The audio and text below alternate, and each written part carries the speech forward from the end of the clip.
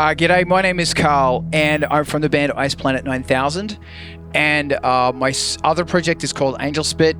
The idea behind Ice Planet 9000, I have always loved Vangelis and Jean-Michel Jarre and all that stuff, Tangerine Dream, and myself and Brent, who's the other member, we wanted to do something that was all Fibonacci prime numbers and green, blue, and space, and long-form ambient stuff that could have been done in 1978. So first off, if someone wants to find Ice Planet 9000's music, where can they find it? /Ice Planet 9000, one word on everything. So if you still use Twitter, it's /Ice Planet 9000. On Instagram, /Ice Planet 9000. Bandcamp, it's Ice Planet 9000. So Ice Planet 9000, one word and numbers.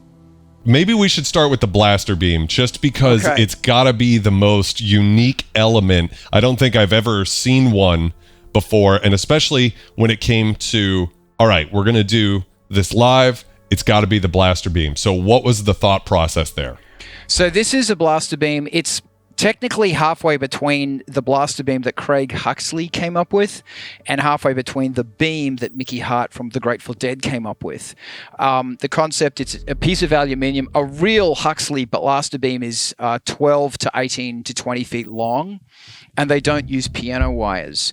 The Mickey Hart Grateful Dead blaster beams use these are Steinway coiled strings and piano wires.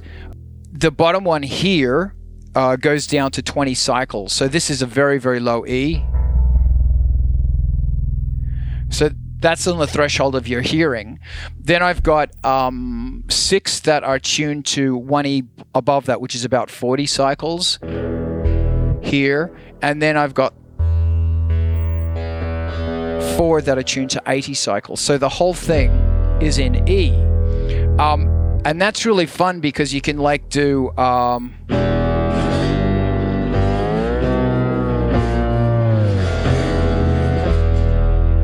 you can play it with a large aluminium slider thing. This one has got 6 pickups on it. 2 what's called a soapbox pickup, which goes all the way across the blaster beam. It's got 2 humbuckers, and each humbucker is offset slightly, so the first one receives the top few, the second one receives the bottom few, so it's a great stereo pan thing. And then it's got 2 Jazzman bass pickups.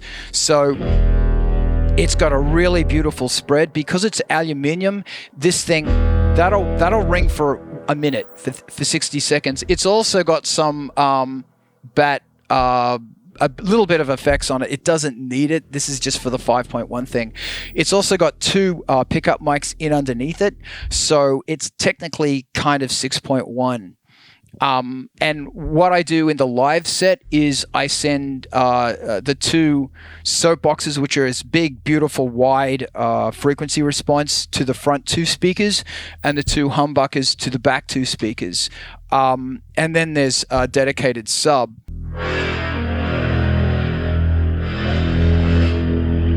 And it's instant. It's instant horror music because you can... There's so many different things you can do with it. So I have a habit of building, I love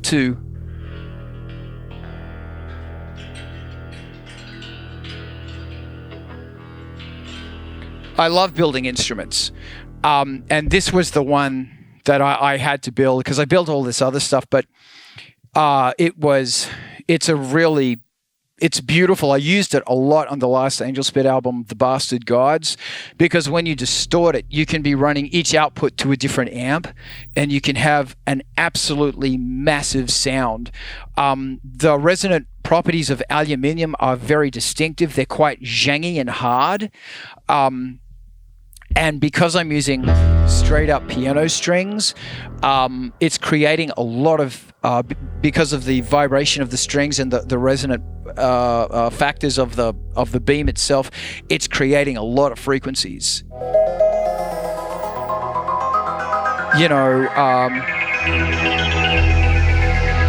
You can just go in.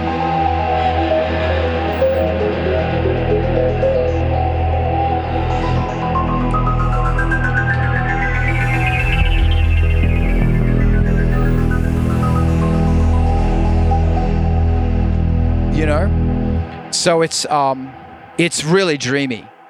And then you can make it really harsh, jangly, terrifying, and nightmare stuff. So one question I had was about the soapbox pickups, because I'm actually not familiar with what those are as compared to humbuckers. Well, a soapbox is a long, I'm bullshitting to you now because I don't know either, but they're a long, it's a longer form of a humbucker, I think. And these ones are 6 inches long. And a shout out to Dustin Morgan, who repairs guitars. And he helped me put all this together. But because before this, I knew nothing about pickups because I'm a synth guy.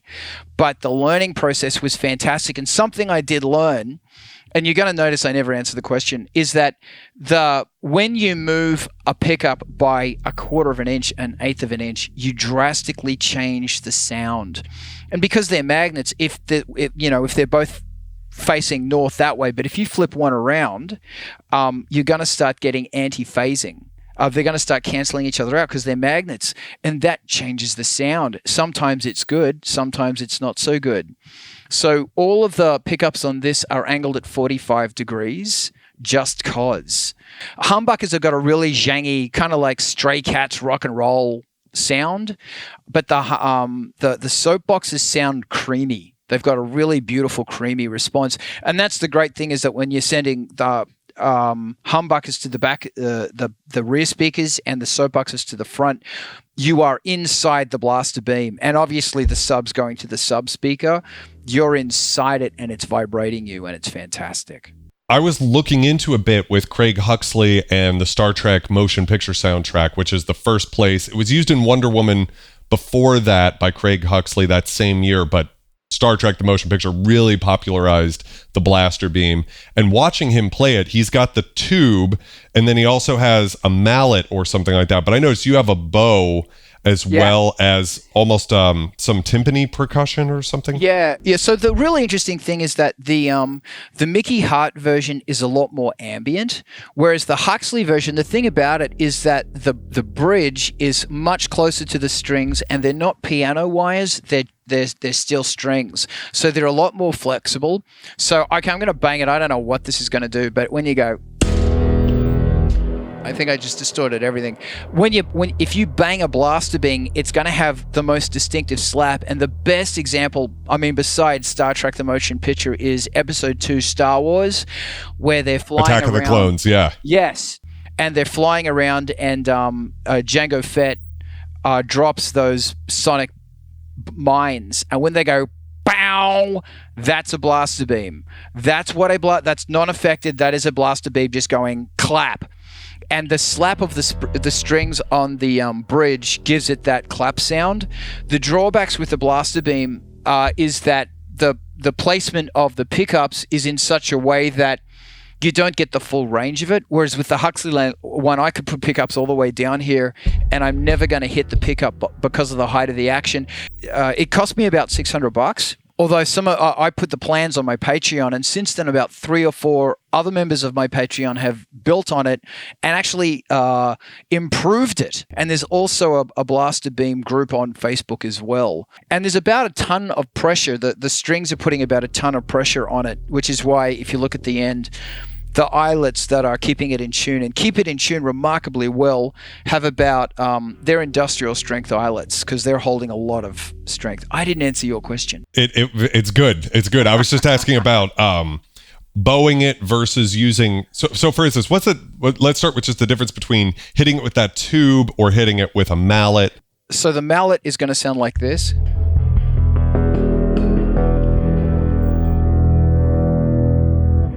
You can also, if you do it up here,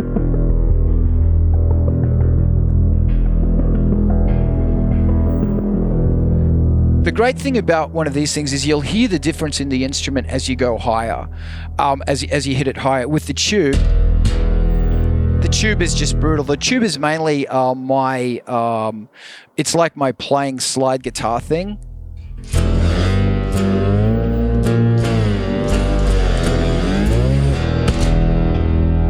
So it's a lot more brutal, but of course the tube, the bow is wonderful. If you don't play it on a harmonic, you'll get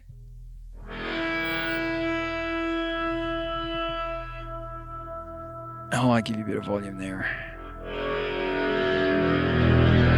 So you hear the ringing, but as soon as I come into the harmonic, it plays the note.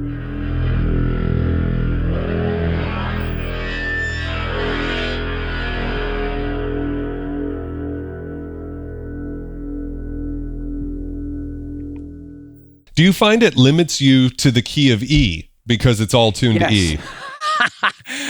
It does. This is really interesting that I wanted to go to D because D is the saddest key of all. But the issue you've got with D is, thank you. The issue you've got with D is that when you start tuning kick drums or anything, like a C is around, an E, I should say, is around about 80 cycles.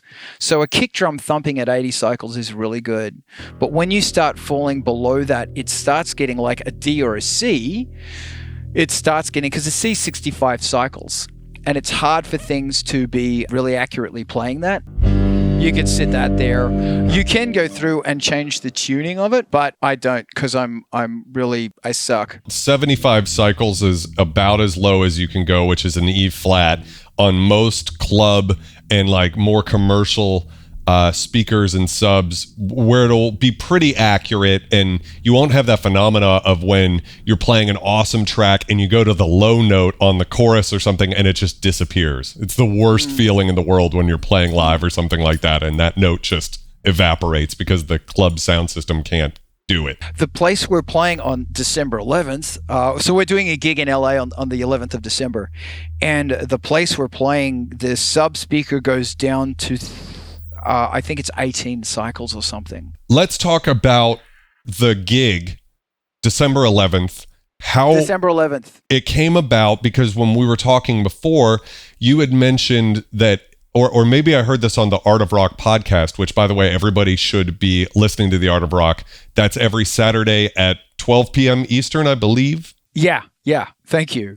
It's awesome. It's so valuable in terms of a bunch of really knowledgeable people sharing insider tips and techniques as when it comes to making this type of music, as well as like the harsher stuff. But I think I heard on that podcast that you were almost giving this gig as a gift to yourself, in the sense of you really wanted to just play live and do something. So could you kind of take me through that, and then also how that's going to translate? Thanks. Since I was a kid, I've always wanted to be, like, I saw Jean-Michel playing synths a long time ago, and I just went, my God, I want to do that. Actually, Tours of China is one of my favorite albums. And Jean-Michel, and also Kraftwerk, and my God, Vangelis, they play that stuff live. Part of this is actually inspired by watching Vangelis. Like, I was just going, how the hell is he doing that? You know, it's a crappy reality of being somebody who is drawing income from music, is that you've got to be making music all the time, and you've got to be thinking about the financial reality of what you're doing, which does suck, but hey man, that's how it is. But with this gig, and the cool thing about Ice Planet 9000, I've gone, nah, I don't care. With this gig, I'm spending time and giving to myself and just playing with technology. I'm learning stuff, and just giving this as a gift to myself to be able to say, okay, well, each of the songs have got a script. There's a thing you do, but as soon as you sit down and the audience is there, because it is being played live, the only sequence is an arpeggiator, which I can be changing. You can go. You can just disappear and go, and it's not like I'm playing clips or I'm not doing anything like that. Yeah, there are samples in there, but it's being played as if they are instruments. And I'm an awful keyboard player. It's such an exciting risk. And it's really funny, actually, on this, that risk is something that I feel I need to take more risks. The ones that dare are the ones that win. And in music, when you look at the pioneers, they took risks. They often didn't know what the hell they were doing, and they really pushed the limit of what they could do. And that's where they found something fantastic. So yeah, it's a really fun thing for me to just go, fuck it. What happens if I? Yes, and I think I heard you say something too about, it's an hour-long gig, but it was like a great 100 hours getting set up for it. Oh yeah, easily 100 hours. Just getting all of this stuff ready. Because like with AngelSpeak, you turn up with a laptop and you go. But with this, because that's what the band's about. That's what the audience doesn't want to see you. The audience wants to be wrecked with the sledgehammer, basically. But this is more about gentle. This is healing music. I love it, and I think that it's inspiring because if I'm correct, you don't have any DAW there. Correct. No laptop, no DAW, no nothing. No nothing. Just a tablet to control the mixer. Yeah, because it's a digital mixer. The Emulator 4X is the main sampler you're using for this live show. So what made you choose that sampler that was released in about 1996 instead of using, something more modern or something older? Like, what brought you to that one in particular? I've been an E-mu fan since the 80s.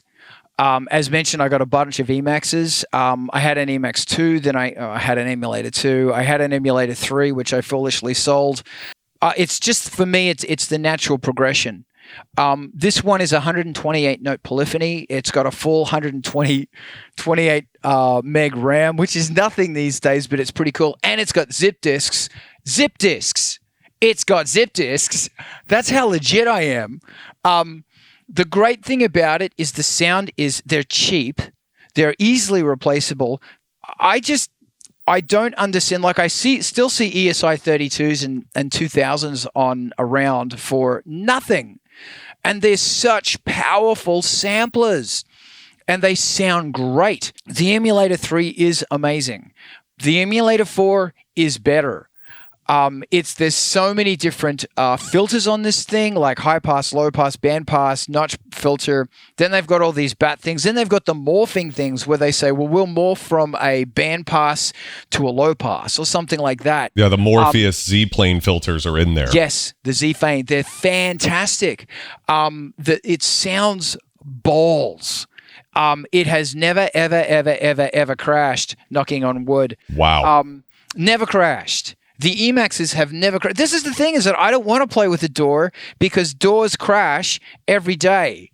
This has never crashed. The Doepfer stuff and all this stuff has never crashed. The Voyager has never crashed. The Moog 1 technically hasn't crashed, but it does a lot of stuck notes and stuff. The K2000, you could build a house on a K2000. It's the most stable synth. I just love that era of synthesizers because they weren't mucking around with firmware. It was assumed that they were going to take life. So to name drop, the great thing about LA is everyone knows everyone. This sampler was used on the first Tool album, and it was taken live with Guns N' Roses. So this one has seen like world touring, and it's still chugging along. And it's 128-note polyphony, so you can stack and stack and stack, and it's just great. And they're dirt cheap. Same with the E64s. You can get them for like $200. Yeah, I was shocked at how cheap they were, considering that an Emulator 3 still goes for a pretty good amount. Yeah. The threes. So you got the XPs, which are digital. The original threes, they're analog. It's out of everyone's hands now. A common thing I get on my channel is, okay, vintage synths are great, but you can't take them out live. You can't do anything because they break down all the time. And I think this is just the perfect counter argument to that. Yeah. That a sampler from 1996 that went on the road with Guns N' Roses, was on the first Tool album, is now going to be used live. Ice Planet 9000 never crashed, never had a problem. Nowadays, we live in a time where manufacturers are releasing products that are not finished. They expect to beta test them live in the market and then patch them later. And sometimes they never get around to patching them. And so there is something to be said for the 90s and older, where they had to put out a product that was good to go on day one. And there's something about that, that's different. I absolutely agree with you. I don't recall Depeche Mode emulators or Emaxes, because they took Emaxes out. First they took out an Emulator 2, then they took out Emaxes. I don't think they ever crashed. The Emaxes are so... Oh my God. the firmware of the 80s that is still chugging along is better than anything now. I see a lot of bands now going out with, is it Performer? I think it's called Performer, which is the live software for your Mac laptop. Crashes. Like I work for LA Opera doing like live shows. Performer goes down once a week. And that's not cool, man. That's not okay.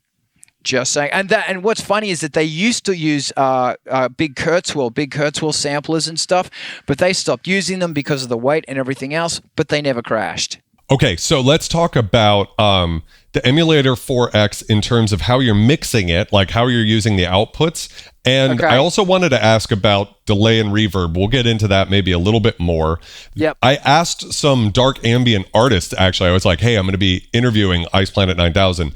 And overwhelmingly, the biggest question I got was just, what delays and reverbs are you using and how are you handling that? So the Emulator 4's got 8 outputs. I'm only using 6, and I'm using them as kind of 3 sets of stereos.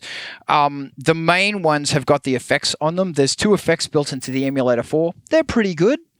Pretty good for 1996. But I don't use them. It's coming into the mixer at the back, and Alex and I are playing a drinking game today that if we say the name of the brand of the mixer, we have to drink. It's basically the hardware of a Midas mixer. Okay, it's the Behringer X18, and so I'm drinking Trader Joe's port today. Excuse me.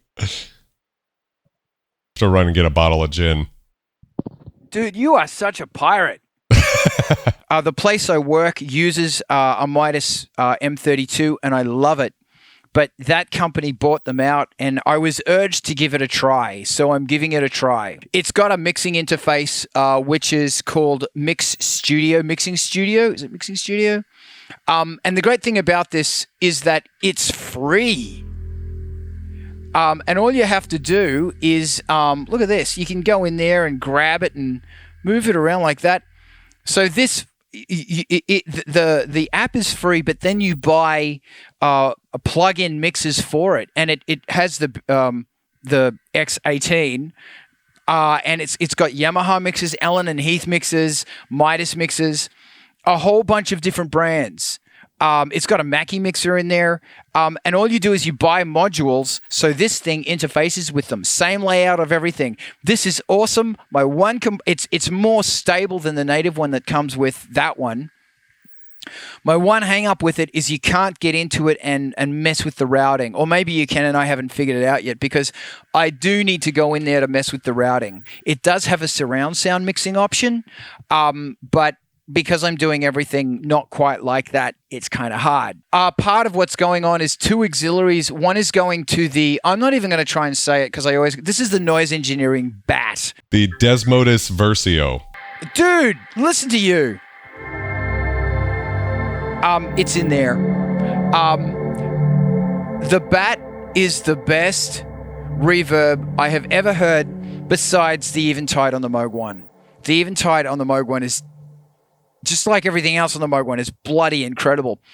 But the tails on this thing are stunning. They're beautiful, stunning. So I'm using that as an external reverb engine. It's just going in mono, coming out stereo, then it's coming in, I'm mixing it. I'm pulling out basically all subs on it, and I'm putting a big dip at 400. Always take out 400 because it always gets mashy. The delay is coming from within the mixer, which is actually the X18, and it's just a standard kind of like a modulation delay. And the only use I'm using on that delay is to throw it from the front speakers to the back speakers. That's its only purpose. The other thing I'm using, and I absolutely love Doepfer. My God, I love Doepfer. I wanted to use the Spring Reverb Doepfer, but I couldn't fit it in there. Is the A-188-2 tapped bucket brigade delay, and this is so profoundly good. What's crazy about it is that you can control each of the stages of the delay. You can give them volumes, and it comes out as a stereo pair. So each of the signals can obviously be different. So much of the stuff is voltage controlled. And a really fun thing about 5.1 is you can throw the original sound in the front and you can throw the bucket brigade in the back. I'm taking everything below 200-300 out of this. I'm just cutting it out because the subs are the subs. And I'm once again putting another dip around 400-500. I'm always aware that if I'm in the key of E, I will be looking at all frequencies that fall into E. For example, 360 is an E, or 720 is also an E. So I might be putting a duck there because frequencies build up in those areas. Because you've got 6 taps, I believe, in that stereo bucket brigade delay. So bucket brigade delays, for anybody who doesn't know, they are dark. They do not sound like clean digital delays. They lose a lot of high-end information. So do you find that, does that get muddy? Or by pulling out the 200-300 and the 400, are you able to sort of clean that up? You can clean it up. And the other thing is you have to put a high pass. That's the bucket. So there's no bucket. That's the bucket. And it's like you said, it's gnarly as hell. And the reason I absolutely adore that sound, and also just so we can get some context, hold on, look at me and how will I know this shit. This is the bat. I'll bring in the bat. I believe in myself.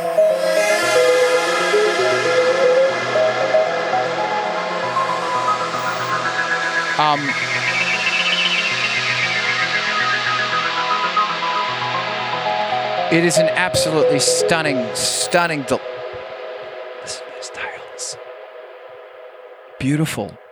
Yeah, you've got to be careful because the thing about a bucket brigade delay is it's there's a clock timing on it, and depending on what you're doing, you can start to hear it. Look, so if I bring the delay down.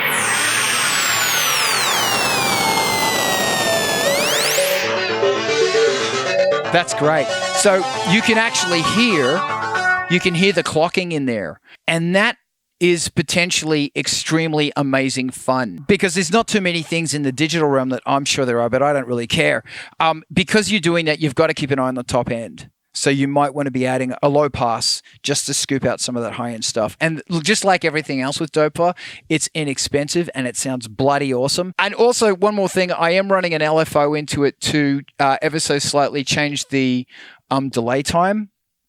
Because the trick with a bucket brigade or a regular delay is you very slightly alter that delay just so it starts chorusing and starts moving, and it's lovely. That's what I was going to bring up is I was expecting to hear more delays from it, but you're really using it more in a short enough time. For anybody who doesn't know, the difference between a chorus and a delay is basically just the amount of time. So when you use a really short amount of time, you get that chorusing sound. I was expecting it to sound darker, but actually it shreds when you're increasing that. Is it the feedback in it or something that's giving it that sort of a thing? And you also drop the delay time when you bring that down, because I watched your thing on the tape delay, and I wanted to get a tape delay. Unfortunately, the bloody effects unit does not have a tape delay. So I wanted to use something that could still get that really gnarly sound. And the other great thing about it is I can get in there live, even if I'm playing a pad sound on it, and I can start messing with it. Absolutely beautiful. Yeah, no, it's so cool. I don't know what I expected, but it wasn't that. So I could see why you use it. When it comes to 5.1 and delays and reverbs, how are you handling that? The really fun thing about when you've got a really big reverb is you can fill a room by throwing the sound in that corner and the reverb in the back, or the sound mid-back and the reverb in the front. And it adds this really wonderful thing to, because remember that if you're in a big warehouse that's making sound and there's something 100 feet away that's going clang, clang, clang, there's a lot of reverb on it. But as you move closer to it, the clang, clang, clang gets louder and clearer, and the reverb's behind you. So when you start doing stuff like that, because all this stuff it's about, it is a journey. Like literally, I'm trying to make it feel like you are moving, you are floating through space. So yeah, doing it like that is really good fun. There's a tiny bit, and once again, it's when the blaster beam parts are in the front, the reverb's in the back, or vice versa, or there's a bit of delay on it. Just so if you hit it, there it is. And in that because what you're hearing is a stereo sum of a 4.1. That's in the front, and the reverb and that delay's in the back. So it's going boom, boom, boom, boom behind you as it goes. I'm using those sort of things really basically. I'm not getting too carried away because a lot of the stuff, I've got to be careful about the sonic fidelity, and sounds build up real fast. Like there's a lot of, everything's got compression on it. And as I mentioned before, 400, the muddy zone, you got to keep an eye on that because it's going to build up, especially with reverbs and choruses going on. And the blaster beam just destroys frequencies, especially the lows. It seems like you have a fondness for American companies and Doepfer, for instance, but Moog, sequential, noise engineering. What attracts you to companies like those? So sequential, I love sequential. I love sequential because I feel like sequential care about musicians. Like I've had issues with sequentials in the past, and I've contacted their help desk, and I've been on the phone to somebody that day by within hours, and usually they worked on the synth. I've had the pleasure of meeting Dieter Doepfer and Chris Ansel. They came to an Angel Spit gig in Munich. They're mad scientist boffins who love seeing their instruments being utilized. And when something is happening, I love a company that when they build something, they don't ask why. They go, we're going to make this as open-ended as we possibly can, knowing that when somebody else gets a hold of this thing, they're going to do something to it or use it in a way that we never imagined. I guess I love synthesizers with soul. I love synthesizers from manufacturers that care. The thing I love about modular synths is that you are supporting some person building it in their apartment, and they're all they're boutique, they're little boutique businesses, and I think it's important that you, at every opportunity you get, you buy it. You don't get stuff for free. You buy it by supporting them, and you say, get Doepfer. If you're looking for a phaser, the Doepfer 125, it's awesome. You push Noise Engineering, you push Erica, you push all of those companies because we've got to keep them around. And then you find this tiny company that no one's heard of and you encourage them. I noticed you have Basimilus Iteritas in your rack too, which you have a pretty small rack going on, right? Yes. And what is that being used for? Because that's a drum module as far as I'm aware. That's the ARP. I was going to get the new Doepfer, it's got a slimline everything in it module, but I decided on this guy because I've got it and it stays in tune. Doepfer normally stays in tune, but this is digital. You can swap between the different modes. Part of what you're hearing there is the SEM filter. So the mod is controlling the delay or the release. The mod is also controlling the cutoff filter of the Doepfer. But there's all of this.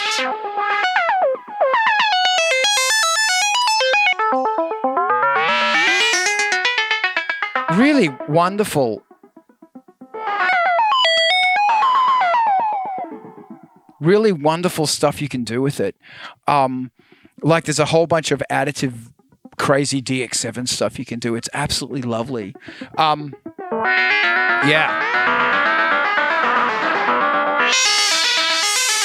But I love it. Absolutely love it.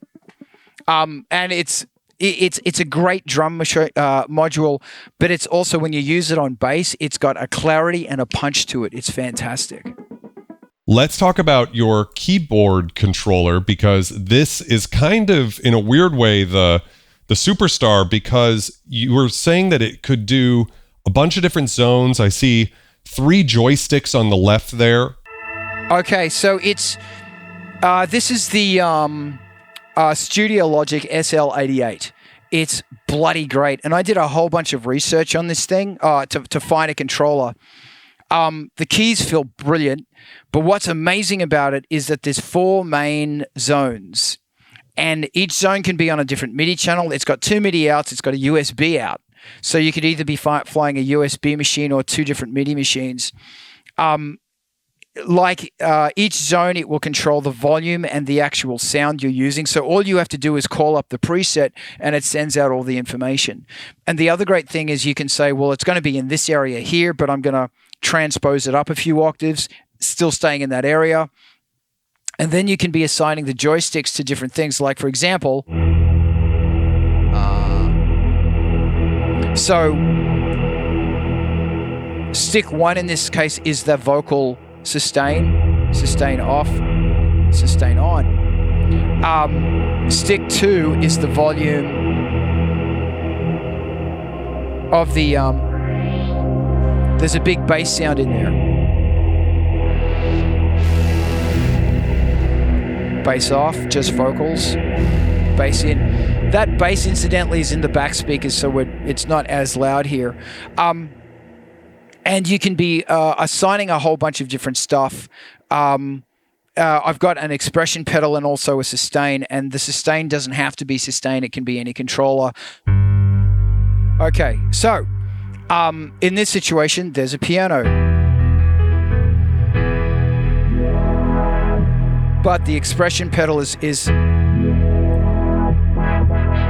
hitting the frequency of the Big Moog sample. And then stick 2 in this situation is also controlling the volume of the piano. So I might go without piano.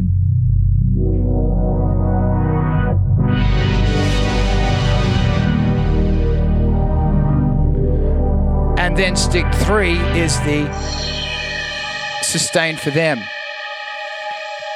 So hence,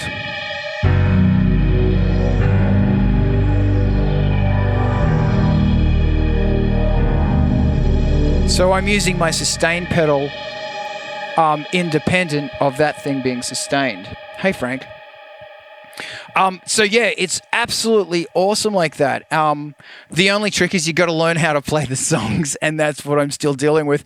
This is always playing the same preset on the Emulator 4, which is a sample of little boingy thing, little ARP, and it's also always controlling here, just in case anything goes down. Okay, so talking about the live performance itself, you're going for a full hour. How does that look in terms of like a set list, or is it more freeform than that? I will show you the greatest thing that I own. This. Hi, Frank. That's a 20-minute hourglass. I saw someone do a performance on an ARP 2500 with one of these. And of course, I didn't go, I need an ARP 2500 because everybody thinks that. I went, I need an hourglass. So I sit the hourglass here and I just keep an eye on it and flip it over. That's the secret weapon. It is the hourglass with the black sand. If you feel like a song isn't working, you just go to the next one. Or you just hold down this and you make noise on the blaster beam. That's what's really fun, is that you can feel what's going to go on. There's 3 songs lined up to be, thank you. There's 3 songs that are lined up to be played. And I could get away with playing 2 of them. One really interesting thing is that I've got notes about where things are on the keyboard, because that's the thing that is really confusing, is that remembering, okay, from going from this song to this song, what is where? I used to be in a band called Jekyll Switch, and I played samplers live. It was a K2000 and a Yamaha 01V, and this crappy controller keyboard. And the K2000 could do everything, but the trouble was remembering where the hell everything was. You try, it's really important to always say, oh, well, the bass sounds are obviously down here. If there's a loop, they're down here. The atmosphere sounds are up here. Main lead lines are here, and the weirdo stuff's up here. But it's not always like that, because the other thing is the wheels are always changing. So I'm probably going to have pieces of paper across the keyboard to remind me where everything is. Because I'm trying to keep it as 1978 as possible. Do you have any tips for someone who's getting into dark ambient music as far as how to think about putting it together, not from, from the actual notes as opposed to the gear. If you don't know anything about music, stick to the black notes. The black notes are going to form a scale called a minor pentatonic or a pentatonic scale, in which basically everything is going to sound just fine when you layer it on top of each other. That's a great place to start, because what you can be doing... Hold on. No, it does. It sort of works. You can be pitch bending a little bit.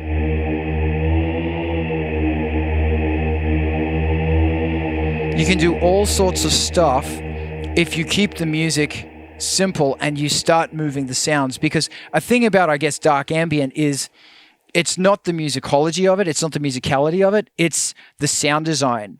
To impress you with my absolutely terrible keyboard skills, like, they are really, really, really, really bad. My bio says synths play badly every Wednesday. Excellent. I love it. This is the only song that's not based on an E drone. Actually, something Hans Zimmer did in Dune 2, I've just got to tell you, is he's got this thing going on where it's like this great big E thing going on. Then he does this.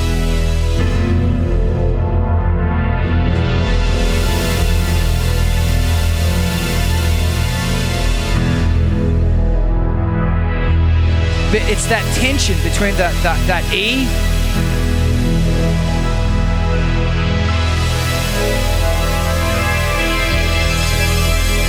going into that F.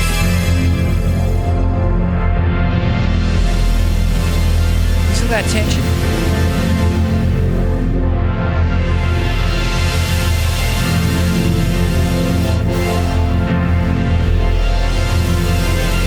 Tension. Release very badly because I'm the worst keyboard player.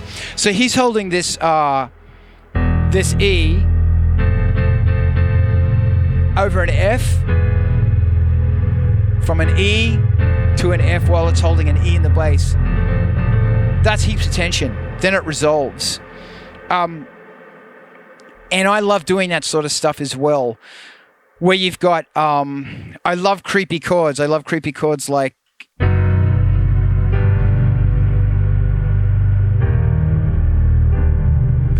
that, where none of that's diatonic. None of those chords exist in the same... Thank you. None of those chords exist in the same key. They're all moving around.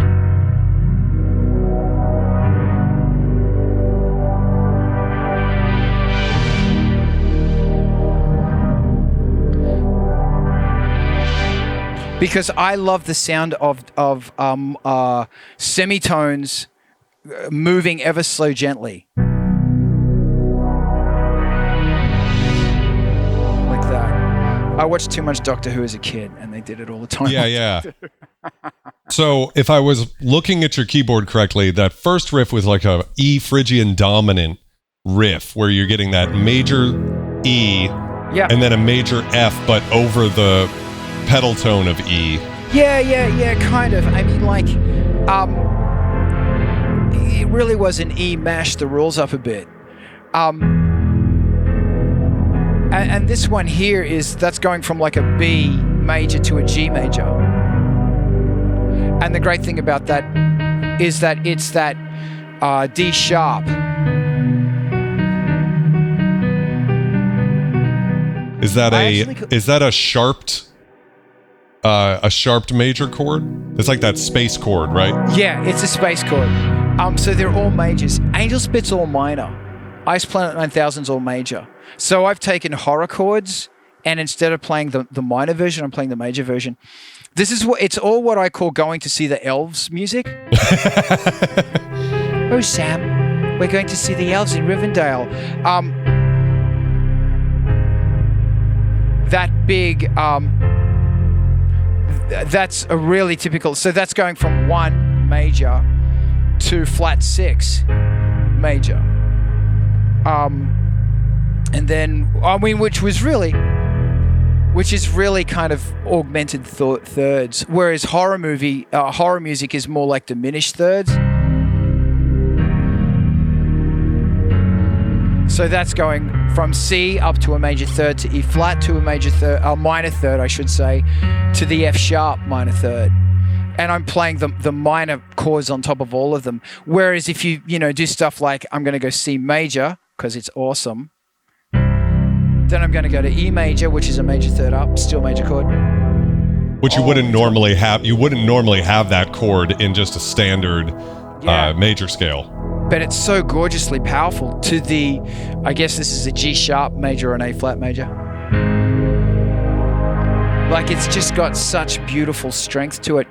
And another thing I like to do is say, okay, well, if the blaster beam's in E, what are a whole bunch of chords that I can play around E? For example, I could go E. Then I could go to C. Still working. Then I could go to A major. Then I could go back to that E.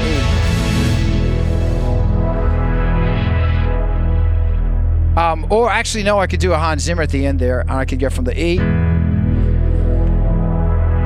to the C to the A major.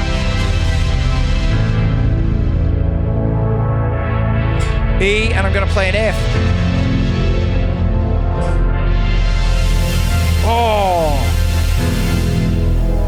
But I will say, I came up with that before I saw June 2, but I saw June 2 and I went, oh my God, fucking fantastic, man. It just feels like the sun over Arrakis. I love it. So fuck with the chords.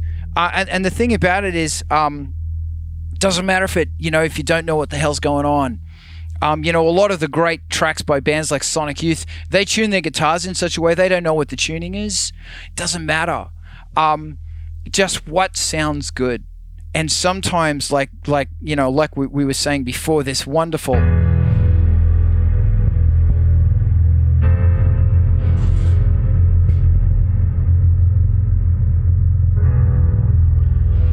Like that's lovely. That's really pretty. Yeah, and I think it highlights that a lot of people associate the word dark with minor chords, but everything you're playing still very dark. Do you use any field recordings or anything like that in this live set? No, I do in a lot of other things, but not in this live set. My guess at the perception of what a lot of people think of dark ambient is it's just samples. It's just like rain looped and whatever.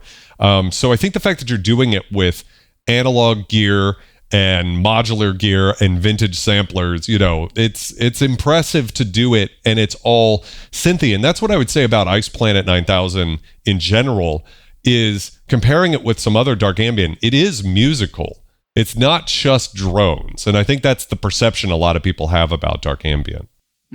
I don't know if there was a question in there, but... No, I really agree with you. And something I'm really hoping is that ambient music is such a massive genre.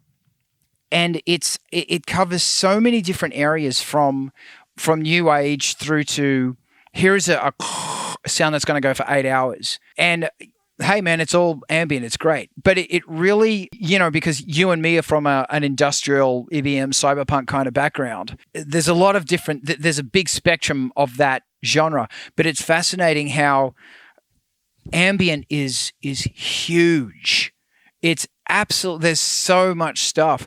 And I'm really hoping that people who are into one form of darker ambient music are open enough to get into other forms of darker ambient music because, everybody knows Tangerine Dream. And as soon as you say Tears in the Rain, Vangelis, everyone goes, oh, yeah, that's amazing.